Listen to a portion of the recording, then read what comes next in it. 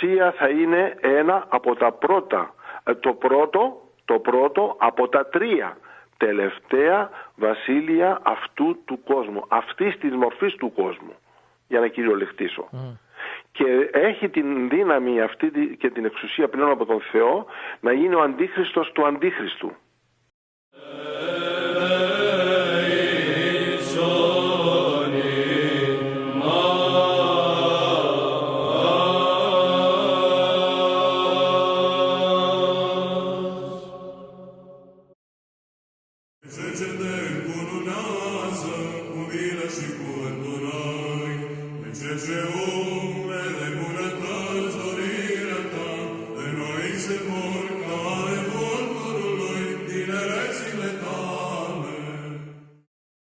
Πείτε μου, πατέρα Ελπίδη, λίγο για αυτά τα σχολιάσατε κι εσείς, τα παράτερα καιρικά φαινόμενα. Βλέπουμε και παράτερα καιρικά φαινόμενα, ακόμα και στη χώρα μας. Δηλαδή, φέτος ακούσαμε για χήμαρο-παγετώνες, για αστραπές. Αυτά δεν είναι τίποτα. Ναι, είναι απλά προήμια. Μετασυσμούς έχουμε πάρα πολλούς. Όλα αυτά είναι προήμια. Ούτε αυτά είναι τίποτα. Αυτό που θα συμβούν τα άλλα θα είναι πολύ πιο δύσκολα. Οι υπόγεια ηφαίστεια θα εκραγούν σε τέτοιο σημείο που θα αλλάξει η δομή της γης. Σημειώστε αυτές τις λέξεις. Θα αλλάξει η δομή της γης. Η Αμερική θα υποστεί τέτοιες φοβερές εναλλαγές που θα την κλαις. Θα την κλαις. Να τα θυμάστε αυτά. Γιατί άφησε την καρδιά της να λατρέψει το σατανά. Και ο ίδιος ο σατανάς τώρα θα την καταστρέψει. Το ίδιο θέλουν αυτοί τώρα να κάνουν μέσα σε μια παγκόσμια καταιγίδα πολέμου, αλλά είναι το θέλημα του Θεού αυτή τη στιγμή, το θέλημα του Θεού, και δεν αλλάζει με τίποτα αυτό. Να το θυμάστε. Η Ρωσία θα είναι ένα από τα πρώτα, το πρώτο από τα 3 τελευταία βασίλεια αυτού του κόσμου, αυτής της μορφής του κόσμου, για να κυριολεκτήσω.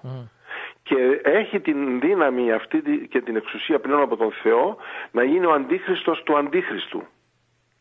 Και ενώ η Αμερική νομίζει ότι τώρα θα κυριαρχήσει σε όλο τον κόσμο καταστρέφοντας την Ρωσία, δεν έχει καταλάβει ότι έχει ανοίξει πλέον τον τάφο της. Όλες αυτές οι οπισθοχωρήσεις, οι παναχωρήσεις που κάνουν δεν είναι τίποτα παρά μια πιο ελεγμένη προσπάθεια να κερδίσουν τον πόλεμο Αμερικάνοι. Αλλά δεν θα γίνει έτσι. Ο πόλεμος που ήδη ξεκίνησε από τη Συρία, που ήταν το ένα άκρο του τόξου, τώρα θα μεταφερθεί στο άλλο άκρο του τόξου, που είναι όλη η Βόρεια Ευρώπη. Και όταν λέω Βόρεια Ευρώπη, δεν αναφέρομαι σε έναν πόλεμο Ρωσίας-Ουκρανίας που νομίζουν ότι η Ουκρανία θα την καταστρέψει η Ρωσία. Η Ουκρανία είναι ένα κομμάτι της Ρωσίας, γιατί εκεί χτυπάει η καρδιά της Ρωσίας, το Κίεβο. Επομένως, και το ξέρουν και οι Ρώσοι, το ξέρουν και οι Ουκρανοί, οι Ρώσοι Ουκρανοί. Γι' αυτό και οι Γερμανοί προσπάθησαν να βάλουν ανθρώπους δικούς τους να κυριαρχήσουν μέσα από την Ουνία και μέσα από τις προτεσταντικές τους αντιλήψεις, με δικούς τους προέδρους και δικά τους πολιτικά πιόνια, για να μπορούν να αποκόψουν την Ουκρανία από τη Ρωσία. Αυτό όμως δεν είναι εφικτό, παιδί μου. Ούτε οι Άγιοι της Ρωσίας και της Ουκρανίας δεν θα το επιτρέψουν. Γι' αυτό οι ίδιοι οι Ουκρανοί θα χαιρετήσουν τον ερχομό της Ρωσίας, την φαινομενική επίθεση της Ρωσίας. Εάν η Ρωσία χτυπήσει την Ουκρανία, είναι σε να χτυπά τον εαυτό της. Γι' αυτό δεν θα γίνει έτσι όπως νομίζουν. Πόλεμος πάνω από την Ουκρανία θα γίνει με τα ανατοϊκά αεροπλάνα, αλλά θα ιτηθούν εμπλοκή της Κίνας βλέπετε. Θα ιτηθούν το ΝΑΤΟ. Εκείνο που βλέπω σαν καταστροφή μονάχα είναι τις σκανδιναβικές χώρες. Δυστυχώς κάποιες χώρες όπως είναι που θα κάνουν το ολέθριο λάθος να νομίσουν ότι οι Αμερικάνοι θα τους σώσουν. Οι Αμερικάνοι θα τους βάλουν απλά στο κόρπο να βγάλουν το φίδι από την τρύπα και μετά θα τους αφήσουν.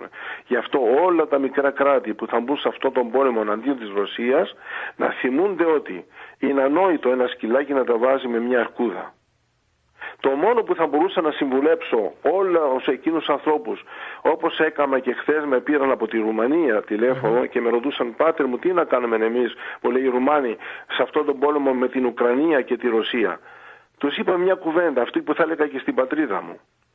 Προσπαθήστε να θυμηθείτε τι κάνει κάποιος αν θέλει να σωθεί από μια αρκούδα. Πέφτει κάτω και κάνει τον πεθαμένο. Η αρκούδα δεν τον ενοχλεί.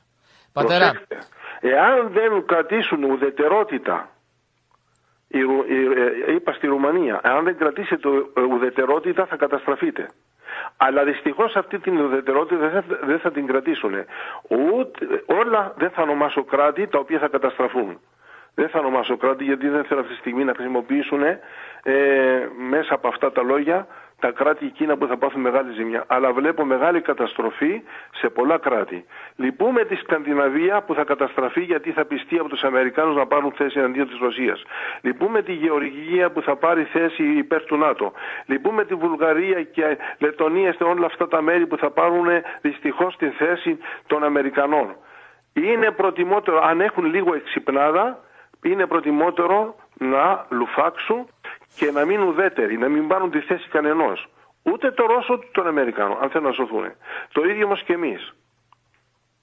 Εάν κάνουμε το λάθος, θα εμπλακούμε σε ένα πόλεμο, ο οποίος με αστραπιαία ταχύτητα και με νέα όπλα που δεν έχετε ξαναδεί, η Ρωσία είναι από τον Θεό ορισμένη, έχει οριστεί από τον Θεό να καταστρέψει το κράτος της Αμερικής αυτή τη στιγμή.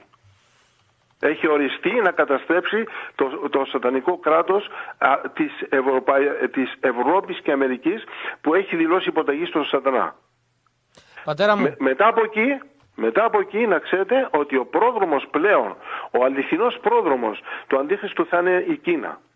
Αυτό. Η οποία Κίνα θα είναι το υπόδειγμα της τέλειας υποταγής και της παγκόσμιας φυλακής που θέλει να επιβάλλει ο διάβολος στους ανθρώπους. Και θα το επιτύχει αυτό.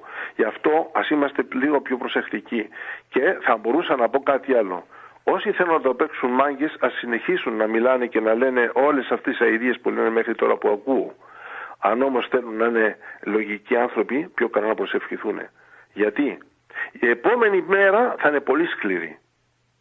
Μια επόμενη μέρα που δεν θα έχουμε τρόφιμα. Μια επόμενη μέρα που οι αρρώστιες δεν θα έχουν φάρμακα. Μια επόμενη μέρα που η ραδιενέργεια, η μόλυνση του περιβάλλοντος δεν θα έχει τρόφιμα.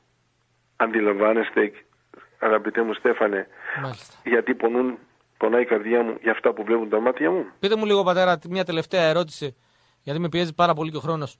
Σε αυτή την πολύ δύσκολη και δυστοπική μελλοντική κατάσταση που μας περιγράψατε, ο ρόλος του Πάπα, που τον είχαμε εδώ κιόλας στην Ελλάδα πριν από λίγες μέρες, ποιος θα είναι? Ο Πάπας αυτός, παιδί μου, ορίστηκε για να προχωρήσει την Εκκλησία σε ένα σοβαρό ατόπιμα. Δεν θα είναι μόνιμα αυτός. Δεν θα είναι μόνιμα αυτός. Θα αναγκαστούν πάλι να τον βγάλουν για να εξισορροπήσουν λίγο τις ανησυχητικές, σχισματικές τάσεις που θα δημιουργηθούν μέσα στο καθολικισμό. Οι οποίες όμως τάσεις θα μονιμοποιηθούν στο μέλλον και θα διαφοροποιηθούν σε δύο μορφές εκκλησίες. Σε αυτές που θα φαίνονται και σε αυτές που θα κρύβονται. Μάλιστα.